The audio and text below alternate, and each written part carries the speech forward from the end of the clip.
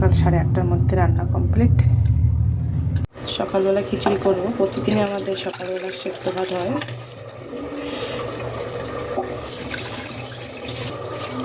আজকে সকালে খিচুড়িটা একটু অন্যরকম।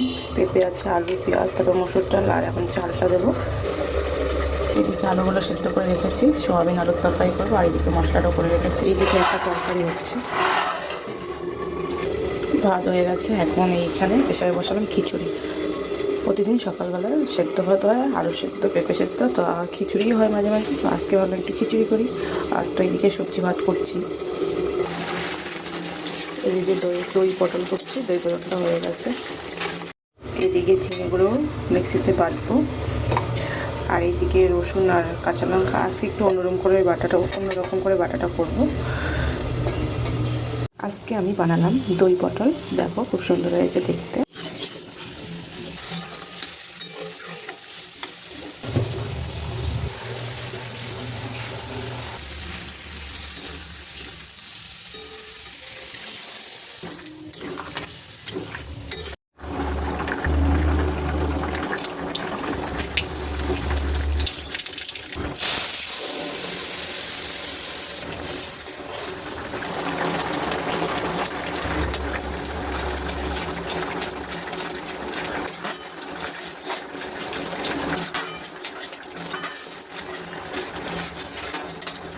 সকাল সকাল খিচুড়ি হবে।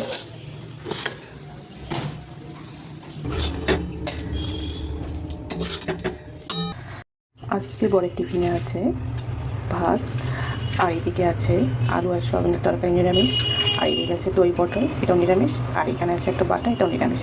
এটা হলো ঝিঙে বাটা। এই হলো আমার বরের দুপুরের খাওয়ার।